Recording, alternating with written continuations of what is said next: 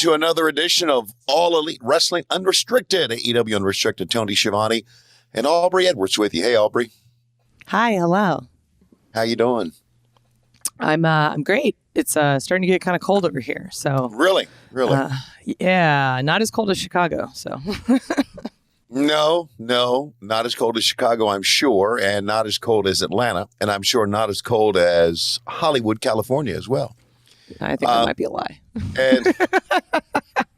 And speaking of that, we're speaking today with Hollywood hunk Ryan Nemeth. How you doing, Ryan? I'm doing awesome. Thanks for having me. It's not cold here. I can confirm. Yeah, I bet. Hey, so first of all, congratulations on your short film, Heel. It got an official selection. Explain what that is and what the award is and where you go from here. Sure, yeah. Heel was a huge project, short film based in the world of wrestling, fiction, and huge undertaking. And our highest honor so far was being an official selection in the Holly Short Film Festival, which is an Oscar qualifying film festival. Right. So the way the Academy Awards works, at least for short films, and the little window I have into how this whole thing works is that there are certain festivals that are prestigious enough to have, if you place highly at those festivals, you're in the running to get picked to be nominated in the Academy Awards. So pretty huge honor, I thought. And I was very, we submitted to a few festivals like that. And it's sort of like, even if you have ins and connections at festivals, which I have a few, like my hometown festival, I used to be an intern and I have other projects that made it in there. It didn't get into to that one this year, which was like just a major heartbreaking bummer. But there's so many ups and downs of this. And there's so many festivals. You can't really spend too much time getting upset about something because something like that happens unexpectedly. And right here in Hollywood, that festival said, hey, we love this movie and we're going to screen it here at the most famous movie theater in the world. So I thought, okay, cool. Can't be sad about Cleveland. Happy about Hollywood. Great. So yeah, pretty exciting. I love it because you say like, oh, we didn't get this one film, but like following your Twitter through this whole process, it just seems like you won every single award. So, but that's, that's the beauty of social media. But like behind the scenes, I'm like not getting into so many other ones. But then like just heartbroken after all these amazing accolades and awards, we won so many awards at so many festivals. I'll still like once in a while, like last week, get a notice, hey, Denver, whatever festival. Sorry. And I'm like, well, I don't care. Who cares? I never even heard of this festival. Who submitted to Screw this? Denver. Oh, that's great. You mentioned the film is fiction, but it actually tackles a very serious issue in wrestling. Yes. Oh, sexual assault, harassment, which is unfortunately something that still happens in our industry. And I want to take a moment to talk about when you sort of realized that you could give a voice to this movement. Sure, yeah. I'll just spill my guts here for the first time, really. I mean, Do it. It's unrestricted. I guess I've done like different versions of telling this story, but when I started to find out like some real shady stuff about, things I was very connected to, I basically just stopped all wrestling at all. I just said, I don't want to be a part of this anymore, really.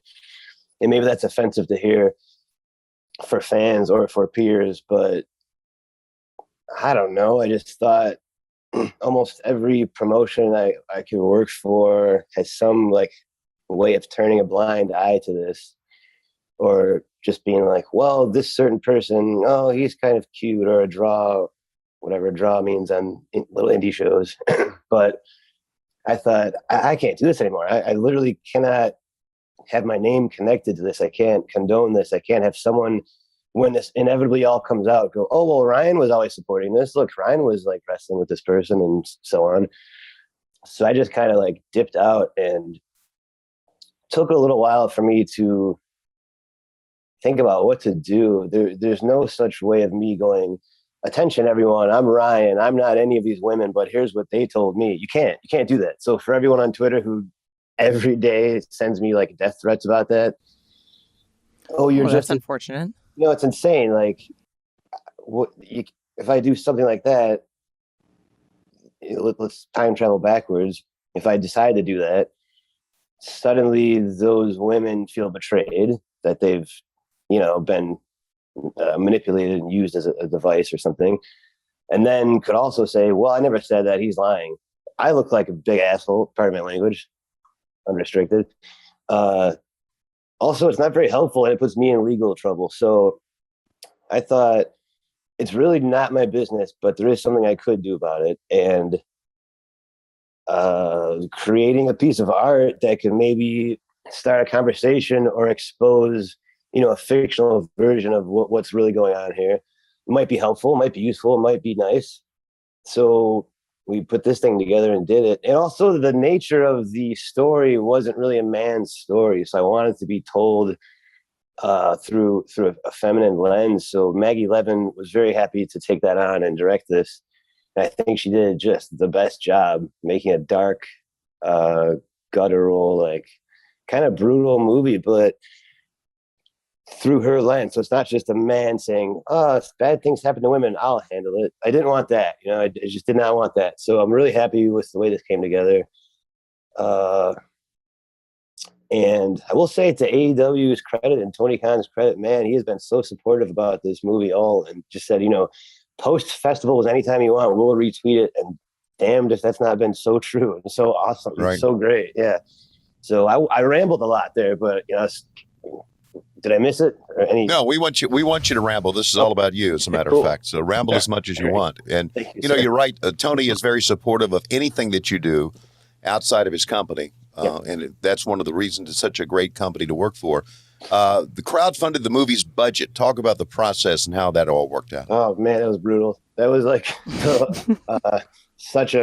I don't know how many people are listening who've done a crowdfund for something, but I'll say this: if you're crowdfunding for something that's just a little selfish, like project you want to make, right? It sucks. So I wouldn't recommend that. But if you're crowdfunding for something that has a message and a point and like an overall goodwill intent like this did, this is not for profit. At no point am I making money from this ever. In fact, I've lost thousands of dollars on this movie. So I felt like, okay, it was crowdfunded in 30 days. It sucked. It was so hard. It was basically 24/7 every day. You got to be the most annoying person you can to everybody you know and to everyone you don't know.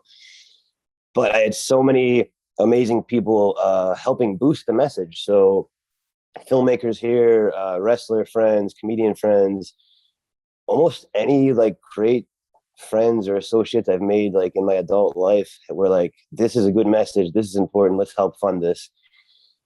People like Damian Sandow or Aaron Stevens, just going on live streams, like in a wrestling ring, just saying, hey, we're not getting off the stream until we raise $2,000 in the next hour. And like, for no reason, just like selfless, wanted to help this project. It's a good message and a good thing. My brother and I would do like live streams at restaurants and like other establishments. Like people would come live and donate, and Grill 'em All in California was great, helping us with that. But it was just down to the wire. It was like the night before. I thought, well, we're a few thousand away. I'm going to maybe fall asleep because it's 4 a.m. I hope in the morning we're close, And I woke up and we not only hit 100%, but hit like 103%. Ooh. And I was just felt like 100 Christmases, like all at once. And again, it wasn't me raising money because, I want to make a comic book or whatever. It was like, this is something that's going to help people. I know that, That's another thing I decided when I got back involved with wrestling is I didn't want to do it just because I want to have a job and make money. I want to like make things better or do something for other people. So that's been like the last year or so being involved with AEW has been really nice because there's so many avenues to do that. And it makes, I know I'm young and still new compared to so many other people, but it makes being involved in wrestling like feel better. Like it's not just, hey, I'm this cool guy. Like you're doing something, helping somebody, I think, at least. And so we went into the pandemic when Heel was in post-production. So we shot everything, and Maggie had to go shoot like a real movie for Hulu. So we had to kind of like wait for a little while. And I say real because it's like a studio hired her and said, come do this instead of, a passion project. So your movie's real. It's just on a very small scale. Smaller scale, yeah. Pretty big for a short film, though. Okay, so the pandemic was great because we had all this extra time to work on editing, and we hit some stumbling blocks along the way. Like the first cut we put together was kind of boring. Like we were watching it thinking, well, we got the whole story across, but I don't feel like so into this from the get-go. I'm not like being grabbed. So we had this great suggestion from Scott Derrickson, he's the guy who made Sinister, Doctor Strange, Exorcism of Emily Rose. Great director. He suggested just reworking the beginning of it, and his idea was the movie is about this topic. Why waste time? Get rid of these 2 scenes, like chop off this extra shit, get right to it. Sort of like in a wrestling match, like a jump start, like sort of one of those, like, what are we doing this dance of like sizing each other up? Like get to the action, you know? And we added a little voiceover, and I'll let, when people see it, they'll see, but I think it just grabs you right away. It's like 10 minutes shorter than we want. It's like so short compared to what originally the script was. Anything extra is trimmed away, and it's just like, bam, we're in it. You're on a roller coaster instantly. And I think that was such a great suggestion on his part. So thanks, Scott Derrickson. So we had that extra time to play with it during COVID because festivals were on hold. Everything was on hold. So we got it exactly, like, it's so perfect. I love this movie. Is there any sort of, obviously, like getting right to the point, but is there any lesson that you learned from making a short film? Yes. Okay. So short film, I guess maybe any film, in my mind, I'm making a movie, but really you make a movie 3 times, which is like, this is like a cheesy thing. You hear cheesy, like, things in wrestling from veterans all the time. Like, they'll tell you, like, well, here's how it goes. Like, I got this one a lot this past year in movie making, which was you make the movie once when you write the scripts. You make the movie the second time when you shoot it, and then a third time when you're editing it. So you might have 3 different films, really. And I will say the message and the story was the same throughout all 3 of those stages, but I got rid of like multiple side stories and stuff by the time we actually edited it. And it just came down to one solid, bam, here it is, instead of, well, this is happening. All that didn't matter, which I didn't know writing it. I didn't know shooting it, but we found out editing it. So yeah, that was the lesson, is that you really make a movie 3 times. You don't make it 1 time. We're talking with the Hollywood hunk, Ryan Nemeth, and you've got AEW Unrestricted. Thanks for being with us. We're going to get to fan questions a little bit later on our podcast, but right now we thought this is a good one. This is from Jeff DeHaan, Esquire. Do you have another passion project in mind to follow up on Heel? I have, it's not so much a passion project. Great question. It's the next film I want to make. It's a horror film I'm developing with Jason Perlman right now.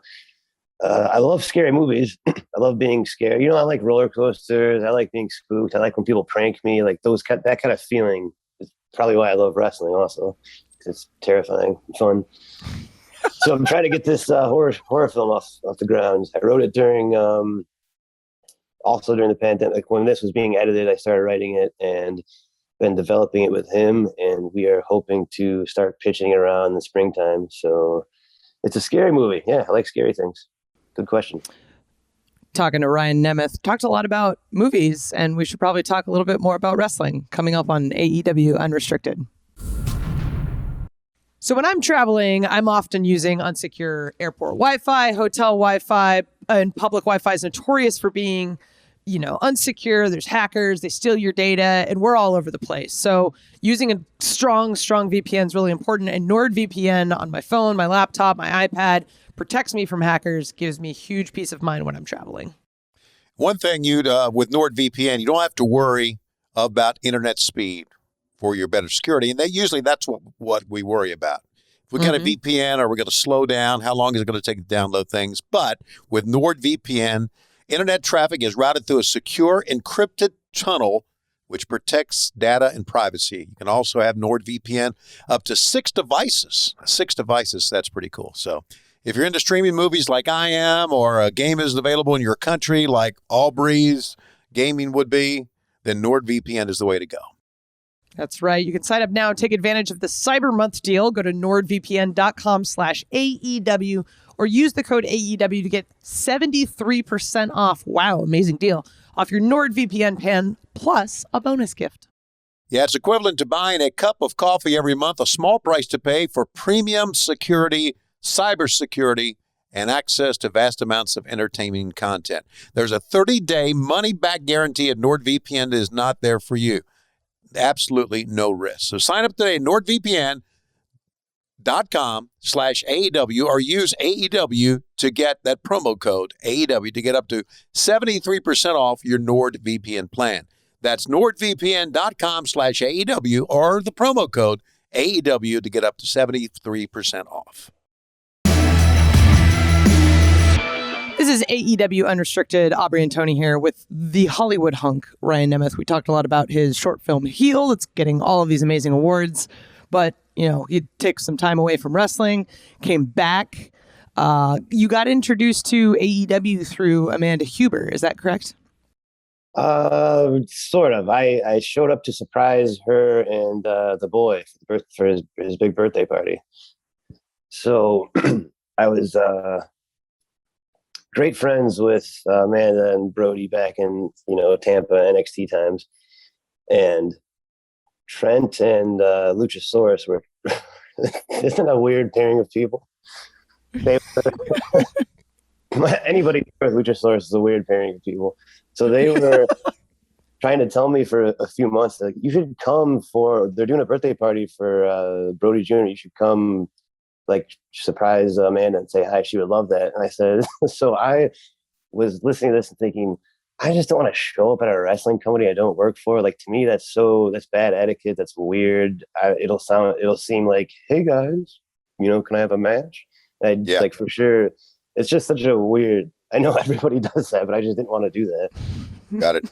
And they said, no, like, obviously there's a lot of matches, so have gear on you, but, like, don't make that the deal. Like, just say hi. She would like to have you there. And I was like, all right, sure. So I showed up, and of course, Brody Jr. did not recognize me at all. I used to, back in Tampa, like, years ago, help, Hank, he would be around. Sometimes I'd babysit. I thought he was the funniest little monster ever. He would just run around naked. He would just tear his clothes off and just start running around, jumping off things. And that was when he was, freshly hatched. So you can't really be mad at him. No, I remember Brody just sitting in a chair, just thinking, there he goes, and just like, so to see him as full -1, like, we'll just embracing, like, everyone just going, yes, be that all the time, was insane. But Amanda was like, oh, there's Ryan, remember him? And she just goes, no. I thought, oh, cool, well, happy birthday, man, great.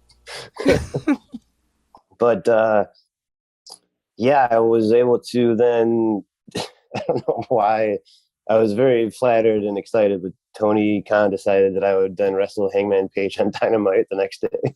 Right. Out of nowhere. Right. That's pretty cool to get your debut on Dynamite. A lot of what that match was supposed to be on Dark. Is that right?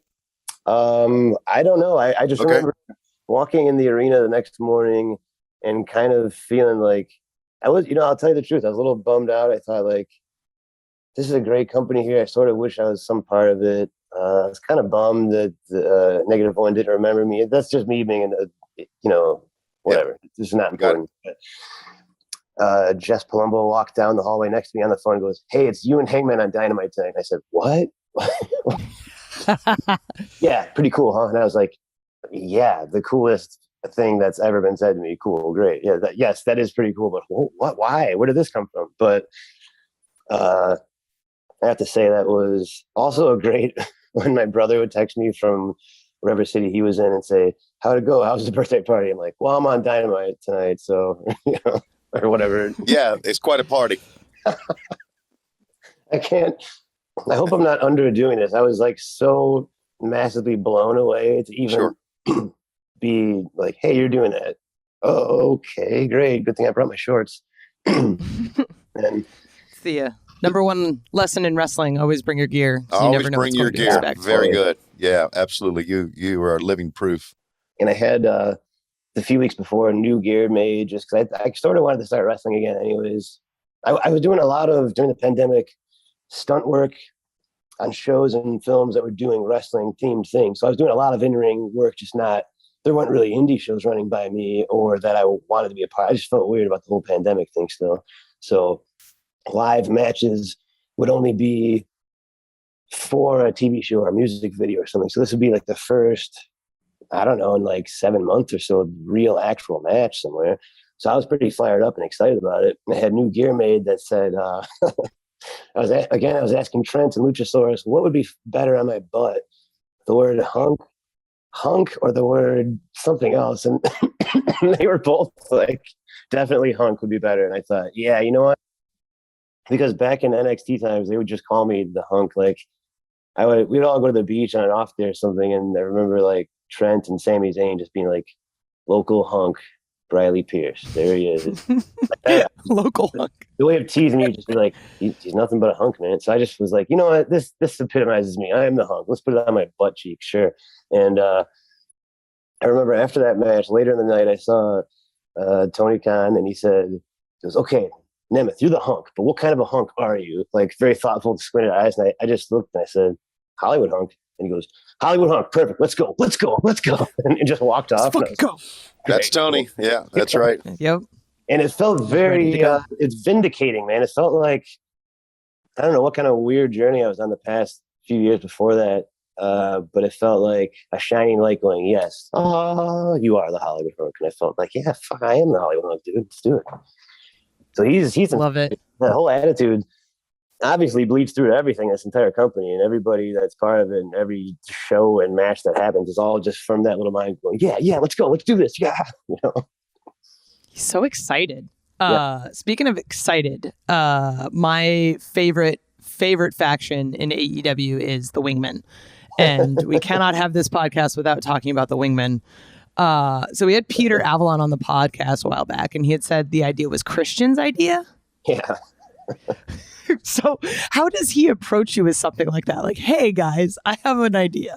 It was the first week that he was there, I think. I think he just saw me standing near JD Drake.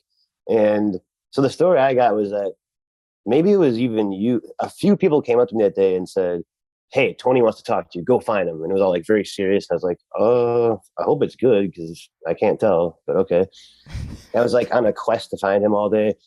Finally, they were like, go to his office, knock on the door. It's fine. He needs to talk to you. And I was like, all right. So I first time you knock on a door, one of those doors, that's pretty scary, you know? So I just was like, all right. Here's where I get fired. Like, the door open, just, like, and he's like definitely busy on the phone with this jacket he's always wearing. He's like, yeah, I can't talk right now, but yeah, you're going to be the Wingman. It's Christian's idea. You and JD Drake, and you will see who else, but like maybe Peter. You guys kind of look funny together, so we're just gonna do that. Okay, cool. Okay, cool. Let's go. And like, let's go. Yeah, like, that's it. Wait, what? Okay, so I guess that Christian like saw us standing together and thought that we were like a funny odd couple, and we had already we tagged once, and me and Peter tagged, and there's like kind of a loose group, and maybe he says there like it was very unclear what was happening, and then Christian just thought like, well, they're kind of funny and an odd couple, and maybe they would compliment each other. And then I talked to him, and I was like, what's the deal? And he said, thought it'd be funny, you know? He's like, the Wingmen, like you guys help each other pick up chicks, but like maybe it doesn't work. And I was like, that's it. That's the whole idea. But that's all you need because it's been so fun, really. Yeah. And I thank him every time I see him, like, hey, dude, thanks. Every single match I've had since then has been because you just thought something might be funny at some point. So, yeah, thank you. Yeah. Talk about JD's wardrobe, the mesh shirt. That was another. Yeah. So, he said, you guys should, you should start, trying to dress him. He should be that oddball you try to make pretty. So I went on it. Online and started ordering all these wild sexy shirts, and the things that we did, the pre-tapes and the stuff he wears and his reactions are all real, because I would in the locker room be like, all right, I got you this, and he's like, hell no. I'm like, I got you this, that looks like a fishnet, I'm not wearing that, and whatever, country sounding adorable phrases he uses were so funny that I was like, we gotta film this, man. This is everything you're saying is so funny. Your visceral reactions to how gross you think these hot, sexy shirts are is really popping everybody. So yeah, we're trying to do And then he fully embraced it and started texting us like, all right, I got these suspenders. I got this hat. What about and like, he just got really into it. So I love that. Oh, God. I remember the first time he wore like the black mesh one with the little gold inlay. That's the best. And I was like, oh, that's a nice shirt. And he goes, Nemeth picked it out. He just like says it right away. Like making sure that everyone knows this is not my idea. This is someone else's idea. But it's so perfect it's so because good. you all kind of seem like you shouldn't work together, but you do. And like, that's weirdly, that's what I would expect JD to wear to a club when he's picking up chicks. I don't know. Sure, it works. Like, I don't know why it works, but it does. Oh, man. Just a little tidbit. A month or two into it, Frankie Kazarian would come by us and laugh and just say, you know, you're the Wingmen. And every time I see you guys, there's not a woman to be found anywhere. And isn't the point of a wingman to be like constantly helping each other date girls? I've never literally ever seen you talk to a woman, any of you. And I think it's such a great observation. Yeah, that's kind of the whole idea, isn't it? Yeah. You guys are there to talk to women, but you never talk to them. There you go. So, yeah. I thought it'd be funny if there was a scene like in a movie or somewhere, maybe in a girl, approaches me and says, "Oh, I'm into you." And I say, "Yeah, but what about Peter? Check this guy." I'm like wingmaning he up, and she goes, "Okay, I like Peter now." And he's like, "All right, but have you met my friend JD?" And it just goes to this circle where we're all wingmaning so hard that no one is the man, and she just goes, "I'm just gonna walk away now. You guys are just great friends. See ya." Hey, it works, man. I could totally 100% see that happening. On top of trying and failing to pick up chicks, one of the things that you guys did that I love is the idea of doing makeovers or hostile makeovers for other people. Specifically, like the image I have in my head when I say that is when you're spray tanning Orange Cassidy, just like as on the outside of the ring. Like it's just absolutely ridiculous. Where did the idea for something like that come from? Well, we wanted to do, I think Peter thought of the phrase hostile makeover. And I thought that was so funny. We all loved it. And the great thing about Orange Cassidy and so many other wrestlers in AEW is that they love having fun, and they know that fans love fun things. They don't just want to see, they don't want the personalities to happen and then the match happens and it's just wrestling for the most part. So Young Bucks are a great example of that. Matt Hardy, like so many people, the personality comes into the ring, and that way the viewer is watching fun, cool wrestling versus, well, they were fun during the promo, now it's headlock, hip toss, whatever. So Orange had the great idea of like, would you guys like mess my hair up or something? And I was like, dude, I have so much spray tan. We should just spray it, because I just always have so much spray tan on me. We should tan and stuff. And that was so fun for a while. I hope we get to do more of that. Basically, the idea is we want to make you pretty. If we have to fight you, we will, but we still want to make you pretty. Like their goal is, even if we hate you, we still want to be wingmanning you and like enhancing your appearance. We're talking to Ryan Nemeth, and we're talking about the Wingmen. You've been a big part of being the elite as well on BTE. How did that all get started for you? I think before I even was at AEW, Luchasaurus, he would always he'd be telling me like, here's what we're doing on this week's BT. What do you think we should do? And I love being part of the conversation of thinking of ideas. And I love that there was an ongoing show that just had different storylines and characters and sort of translated to TV, but often didn't have to.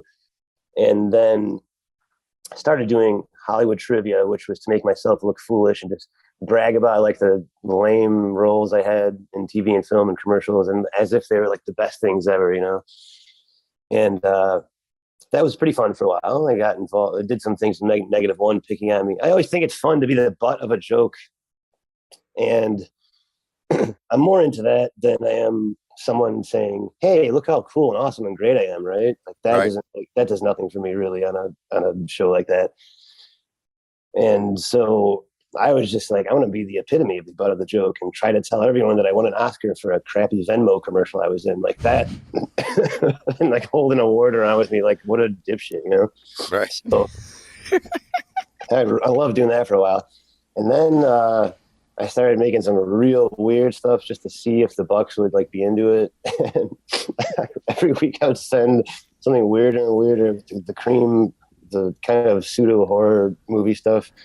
And they were just like, yeah, this is great. It's something different. And every week I'd be surprised that it made it onto the show. And I just think, all right, I got to keep doing weirder and weirder. So it's a nice little personal artistic challenge instead of sitting at home doing nothing all week. Like I thought of it for a while as like, I'm making a little short film every week, no budget and a camera phone. Let's do it. Cool. It's just, I mean, like recently you've done the Untitled Michael Bay project where you're just in a shark suit. Yeah. You've broken up with your girlfriend on BTE. There's just a wide range of like characters and situations that you've been in, and it's been absolutely incredible. One of my favorite parts of BTE, just because I think is so different. Like, because there's the normal stuff on BTE, there's the behind the scenes, there's the matches, there's the Bucks and their journey, but seeing kind of you and seeing more of the different parts of you and the filmmaking part of you has been super awesome. You mentioned a little bit NXT and being a part of NXT. You got a chance to learn from Dusty Rhodes and a couple other people. Yeah. What was the most valuable lesson you picked up there? Well, there's so many valuable lessons, really. And I think when people say working there is like a negative thing, sometimes it is, but everything's negative in some ways. I think there's so many amazing people, I would say just visionary, amazing teachers there and peers. A great lesson from Dusty Rhodes is that the thing he always would say is, we're not making wrestling matches, we're making movies. And that's just like, I took that like in my bones, Right. And every Wednesday when you'd have a promo class, I should say we were lucky enough to work in promo class with him. I took that as, I didn't take that as wrestling promo day. I always treat it as, I'm going to do something wacky, and like just how I do in BT, really. I was so obsessed with Andy Kaufman. Matt, like I couldn't stop thinking about him. I knew a little about him, from the shows you would see. I mean, by the time I was born, he was long gone, sadly. So I knew as much as anyone else did about him. And one day, I think something I did in promo class made Dr. Tom Pritchard went home and got his just like arsenal of Andy Kaufman books and DVDs. And he like pulled me in the office one day. He goes, "Take these, get out of here." And I was like, all right. And I just digested all of that, watched it, reread it so many times.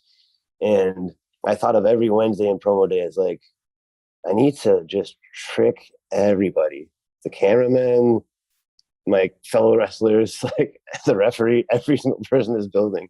And Dusty was so great about that because he would say, the starting thing was, how much time do you need? 30 seconds or 60 for your wrestling promo today? But I would always do this. I would go, Dream, I'm going to try something a little different today. Is that okay? And he'd go, like, and certain people had that.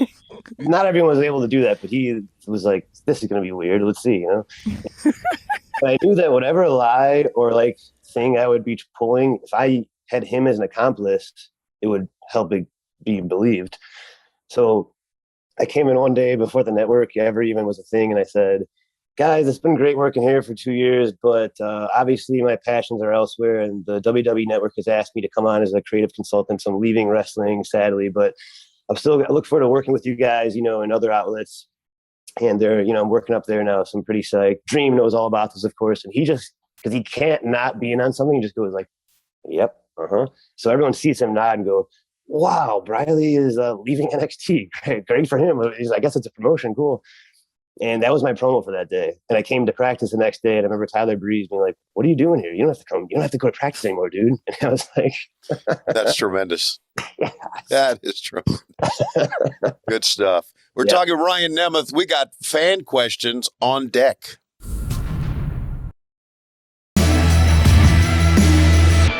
We are talking with a Hollywood hunk, Ryan Nemeth, star of Stage, Screen, and BTE. Chris wants to know, is Ryan okay? I get more and more worried after each BTE segment. Chris, I'm doing fine. I really appreciate the concern. I guess he's probably wondering if I'm good after the breakup. My girlfriend's wondering that too. She is very mad about she was away filming a movie for 2 months, and I was filming a lot in her apartment, and she's like, "Stop doing that." Stop telling people I'm dating Kevin Bacon. He's like, I'm going to actually get in trouble for that. So, I like to push the boundaries. Thank you, Chris. I'm doing fine. Speaking of boundaries, we have a great question from Wyatt Hangman Season. Where did the idea of the cream obsession come from, and how does Michelle feel about it? Okay, that's a good question. Michelle, I'm not going to talk about because I'm not going to spoil anything. That's we got you. Yeah. Stay tuned. The cream is a funny little inside joke between, again, Trent, Luchasaurus, and myself, and I would say maybe a handful of other people, but we used to recreationally drink a version of a White Russian called the Cream Boy. And so I think that and the origins of this are all back in Tampa, NXT, like Hard Knock South gym, but at a certain point, me and Luchasaurus we thought, what if we make a little horror film and like make something very ordinary and boring scary? And we thought, what about whipped cream and shaving, like just cream? And like, that was it. So that's the seed of that. So I've just been exploring that universe and expanding it. Let's go to at Brother Zero. When is the debut of that big time Hollywood cream picture he was working on a while back? I love that the people have actually watched these segments, because I get a lot of tweets and stuff that people say, "Hey, this sucks. Get this guy off BT. Worst part of BT. Get rid of him." So it's very nice to know that there are a few people who are enjoying those segments. Again, it's in the same category as Michelle. You got to be patient. These things are coming. It just takes time. Question from Donut Shop. I absolutely love Ryan's theme and the Sleigh Bells vibe. What are some other artists or songs that you love? Oh, great question. I love music. So Sleigh Bells has been one of my favorite bands for a long time. And I was so psyched when Mikey Ruckus said, "Hey, I need to make you a song. What are you thinking of?" And I right away was like, "Dude, Sleigh Bells. I love that band. Because the song I was using on the indies was Kids by Sleigh Bells." I sent him that and I said, "Don't copy this song. Like, let's just like, I know you won't, but something in this vein. Here are the aspects I like about it. And then let's make it about the Walk of Fame in Hollywood and stuff." And I just cannot believe how perfectly he nailed it. And Emma singing on that, the vocals are so good. I love that song. So I love some punk bands. I like some pop music. I'm kind of into most things. I'm not like super into like heavy metal stuff, but I like a lot of different kinds of music. I think weird things like David Bowie are great. And I like old timey punk, classic punk mostly. The Lawrence Arms are maybe my favorite current punk band. Lady Gaga I like a lot. Doja Cat, Sleigh Bells. Yeah, I love music. Tuesday the 10th wants to know, after a Goofy movie debacle with Eddie Kingston, are you willing to name any other millennial nostalgia classics you haven't seen? On the flip side, do you have any favorite nostalgia films to recommend? Man, he just really let me have it about that. Yeah, well, he lets everybody have it. Yeah, he does. It's a great film. It's a great film. I somehow had just never seen it. I agree. It was a great film. I enjoyed it a lot. I also had never been to Disneyland ever until this past week. I went a couple days. So I'll admit, there's some things I haven't done, but I was busy doing other things. When Eddie said, how have you never seen You're busy making movies. I don't know. When he said that, and then all my other friends were just like, "Wait, you've really never seen a Goofy movie?" I said, "Dude, I was like riding my bike outside. I don't know. I didn't watch it. I don't know." So yeah, I'll admit I've missed a handful of things probably. But I'm catching up. I'm doing a lot of that. In fact, this past week, I realized I'd never seen all the way through the first 2 Alien movies. And so I did that the past few days. I admit when I haven't seen things and I go back and watch them. So, I'm not a fool. Nostalgic things for me, the movie Scrooged, starring Bill Murray, about, like Christmas time. That is super nostalgic for me. Absolutely. Yeah. I'm with you. It's a toaster. Yeah. One of my favorite parts of that movie. Good job. Man, great movie. Carol Kane. Mm-hmm. God bless her. Hey, and she's so good on yes. What is the show that she was just on? Redheaded girl, 30 Rock Writers. I'm blanking on it right now, but she's so good as the landlord on that show. Have you ever seen My Blue Heaven with Steve Martin and Rick Moranis? Definitely, yes. Oh, yeah. Oh, my God.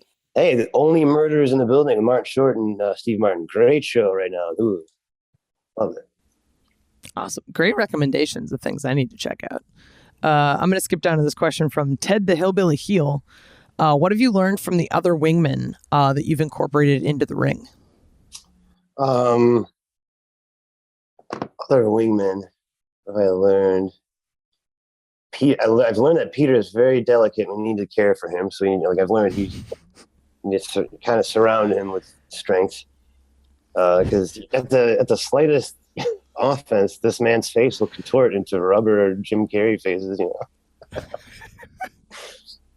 I've learned a lot about bowling from JD Drake. He is one of the, in my entire life, including anyone I've ever, one of the best bowlers I've ever met. I was preparing for the charity bowling event I went bowling a few times and would send him clips of, some games, and he would give me real, very tangible tips that were helping a lot. And even the night of the charity event, when he just destroyed everybody by so many pins, he told me you should be using a ball that's a little bit heavier. And then, I switch balls and I'm like, oh my God, more pins are going down. This guy he can look at you and watch it and just know. So, and then those are probably the top two things. Yeah. Let's go to Comic Book Alex. If you got the call to be a character on The Simpsons, would you want to play yourself or a character the show made up for you? I would like to play a character the show made up for me. And that would be just massive dream come true. I'll say this would go for the nostalgic question earlier. Anything with The Simpsons at all is massively nostalgic for me too. Very good. Got a question from Nate Huang. What movie franchise do you want to be a part of? Oh, man. I would be happy to be a part of any franchise would be huge, because then you cause that nostalgia in other people, and I would love to be a part of that. I don't know. Well, you could be a part of the Marvel Universe. You could be part of James Bond. Yeah, okay. That new Alien. You could be the new James Bond since Daniel Craig stepped down. Okay, all right. You heard it here. It's officially been decreed. There you go. Why not? Give it a shot. The new James Bond. Yeah. Oh, the Unbreakable Kimmy Schmidt is what I was thinking of with Carol Kane. And she's so good in that. Sorry. Yeah. Delayed a little. Yeah, there's so much to digest out there to watch. You just never have time to watch all of it. PSR director wants to know, when are the Ringside Hostel makeovers coming back? As soon as possible, really. Yeah, I hope. He says people need forceful haircuts. Yeah, some of the people on the roster need some haircuts too. Yeah. When he comes back, he's getting a little bit long. I kept being away. Not that I'm trying to be a booker here, but I can see that you guys give someone a forcible makeover, and all of a sudden they like it, now they're part of the Wingmen. You see, I think terrific idea. Yeah. All right, we have start building this cult. Yes. All right, we have two questions from Aubrey Edwards on Twitter. I want to know where the PeeWee Herman dance came from. Oh, sure. There was an indie show in Los Angeles in like 2014 or 2015, I think, and it was me and EC3 in the first match. It was a barroom brawl, and just like many things in wrestling, it was an inside joke. So Damian Sandow was in the back with us, and he said, "Hey, since you're such good friends with Pee-wee, dude, you should do the Pee-wee dance during the match." And I said, "What? That just makes no sense." He goes, yeah, it'll be great for your character. Just like do it and then go nail him in the corner. And I said, I don't think that'll get over. And he says, I bet you can do it. Let's bet $20. It was like a $20 bet or something. I said, all right, fine. Then I'm going to try my hardest to. And I took center of the ring, started doing it, and just people were throwing beers and booing and spitting. And I thought, all right, this worked. Cool. So I love PeeWee Herman. Great friend for many years. Great dude. Great guy. Oh, God. To me, Pee-wee's Big Adventure is the all-time comic classic. Oh, my God. So good. It is unbelievable. Keep talking about those nostalgia films, man. All right, Yeah. second question I have. You had a fantastic showing on the Jericho Cruise, ranging from a 37-minute comedy set to probably my favorite match versus the Dark Order. What is the thing that stands out to you from the cruise as your favorite? Sort of the way you just described it is how I described it to my family when I got back. They said, "How was the cruise?" And I said, I had the longest, most positive comedy performance in my life and had the most fun wrestling match I've ever had ever. So those two things stand out massively to me. One visual, like, still image that stands out to me is the 4 wingmen walking to the ring with robes on. Like, that is, like, I know it's, who am I to say iconic, but in my own personal memory, that's an iconic moment. And I think something that also stands out is when I kept going back and forth, just in and out during the comedy show. One time I went back and Orange is back there going, "You've been out there for 37 minutes. Are you going to be done yet?" And like that. And I was like, just like 2 more times. Sorry, dude. And like that, him just being like, "What is happening?" really will never leave my mind. All right, Ryan Nemeth. Good talking to you, buddy. Thanks for having me. What a pleasure. Thank you very much. Honored. It's great hearing about your success, and hopefully we'll be seeing more of you and more of the makeovers and a lot more of the Wingmen very, very soon. You can follow him on Instagram at RyRyNemNem. That's RyRyNemNem. So And good. that's cool. And you can listen and watch our podcast at AEW Unrestricted for free wherever you get your podcasts. The video is on YouTube. Just search AEW Unrestricted. And Aubrey, take it away. We've got Elevation on Mondays on YouTube. We've got Dark on YouTube every Tuesday. We've got Dynamite, 8 o'clock, 7 Central on TNT, when we're moving to TBS starting January 5th. We've got Rampage on TNT every Friday, 10 o'clock, 9 Central. We are taking over the television, much like the Wingmen take over your visual looks. Oh, my God. It was a bad segue. Anyway, check us out there. Check us out here. Check us out all these places. I'm Aubrey Edwards, along with Tony Schiavone. Thank you for listening to AEW Unrestricted.